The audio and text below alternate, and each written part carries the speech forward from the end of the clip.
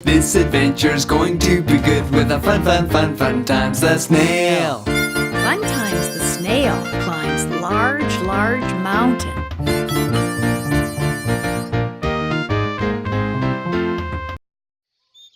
Funtimes the snail lived with his friends in tiny village at the base of large mountain. Life moved slowly in tiny village. It was a happy and friendly place, and this was true especially during the summer festival. At the festival, there was delicious food to eat and fun games to play. Everybody would come out of their shell to join the party. Essie was Funtimes' neighbor. This year, she was in charge of the summer festival games. She believed this year would be the best summer festival ever. She was wrong. I am so disappointed. Essie told Funtimes. I wanted the festival to be perfect, but instead it has rained. Nothing is ever perfect. Things always go wrong. I don't know, said Funtimes. This soggy sandwich isn't so bad. Muck the worm was listening to their sad conversation. Listen, He said. you say nothing is perfect?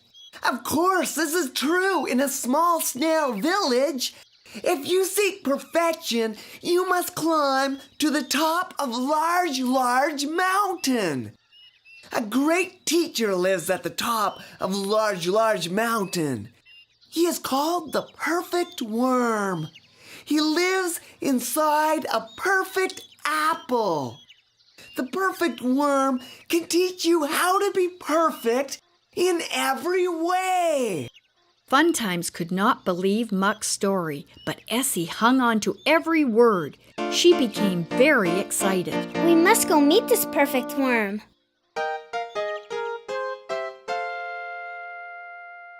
And so the snails and the worm left early the next day. Although Funtimes did not believe in the perfect worm, he was happy to follow Essie up the mountainside. He enjoyed her company. Pace yourselves. Warned Muck. This'll be a long journey. We'll run out of steam if we start out too quickly. Funtimes wasn't worried. He was a snail, and as everybody knows, snails always move slowly.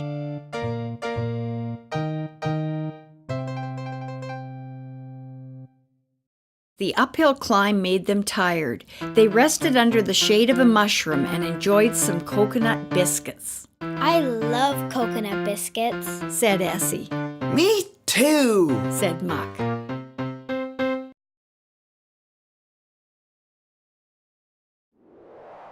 The second day was more difficult than the first. The mountain became steeper. Funtimes was out of breath.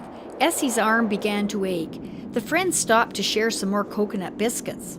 Coconut biscuits are great. Said Funtimes. They sure are. Said Muck.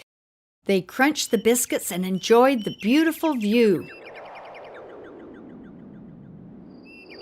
They continued into the night with hopes that they would soon reach the summit of large mountain. The perfect worm, who lived in a perfect apple, seemed closer with each painful step.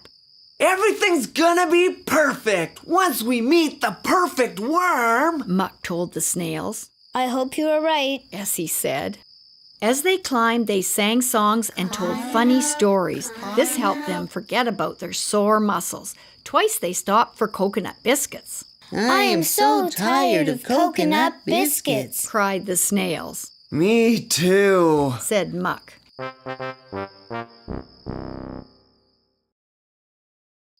With the stars and moon overhead, they came across a mountain hostel. Welcome, said the innkeeper. She had a candle attached to the top of her shell.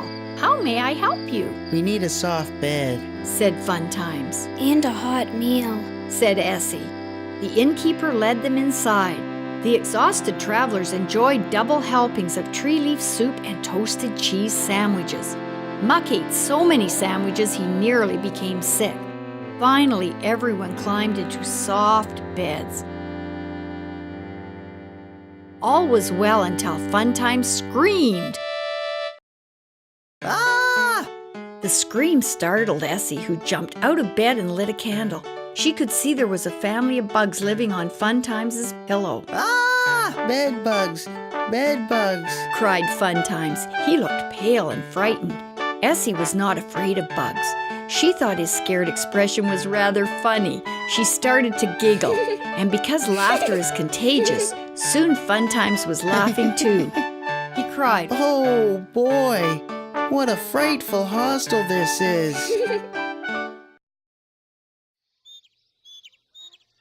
The journey continued, and after 2 more days, the travelers felt exhausted. Essie's arm was aching worse than before. It's okay. I can crawl, Essie said. but it really hurts. Funtimes and Muck were also sore. Perhaps climbing large mountain was a mistake. Funtimes groaned. At the moment he uttered these words of despair, Carol Bird of Carol's taxi service appeared before them. "Greetings," she said. "For some coconut biscuits, I will take you to the top of large mountain." Hooray! They happily gave up every biscuit to Carol Bird. They climbed onto her back and were soon lifted into the sky. They could see everything from up there. They saw Tiny Village down below and the mountain peaks up above. What a beautiful view! Funtimes felt the sun was smiling down on them all. In a flash, they arrived at the top of large mountain. The bird took them down in front of what looked like a perfect apple. The legend is true! Said Funtimes. Yes! Said Muck. We have found the home of the perfect worm!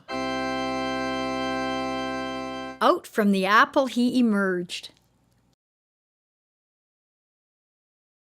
Hi there, I'm Sam Perfect. Some folks call me the perfect worm. Oh boy! Said Funtimes. It's nice to finally meet ya. I'm sure it is. And how was your journey up large mountain? Well, partly good and partly bad. Said Essie.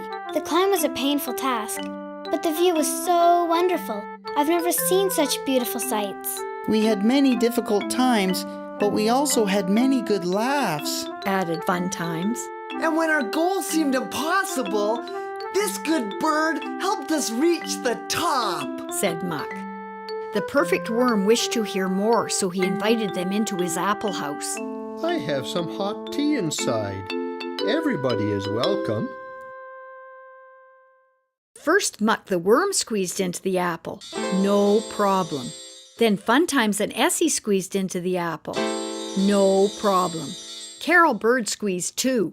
But this was a problem. Carol Bird was much too big to fit into the apple. Only her beak would fit through the small, worm-sized hole. Sam assured her there was plenty of room, so she did not give up. Carol pushed and pushed and pushed and pushed the apple off the top of the mountain. Down they went. 2 snails, 2 worms, and 1 apple rolled down, around and around. Finally, the apple landed, splat, not far from Tiny Village. Out from the applesauce poked 4 dizzy heads. Perhaps, Sam Perfect, you are not so perfect after all. Said Essie. Flying high above, Carol Bird looked down and saw that everyone was fine. Then she flew away to another job on another mountain as the 4 sat quietly, each with their own thoughts and feelings.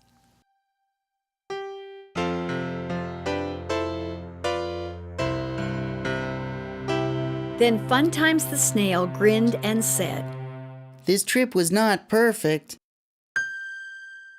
but what a lot of fun we had.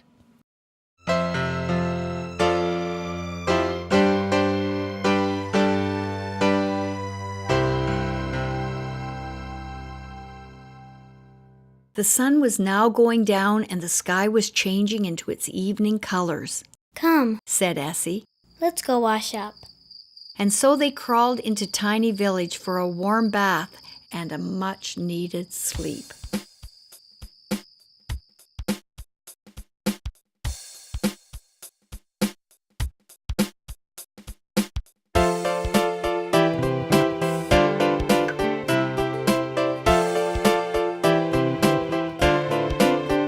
story's over, and weariness is winning. Now the story's over, new dreams are beginning for us. And when we feel the sunrise, we'll open up our bright eyes. For now the story's over, tomorrow may be more marvelous.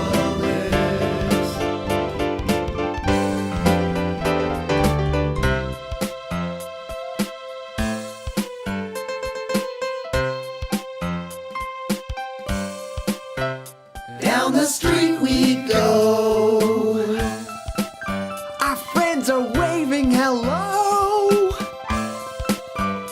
And they're dancing to music under firefly light. And we're so glad to be home on such a magical night. Now the story's over,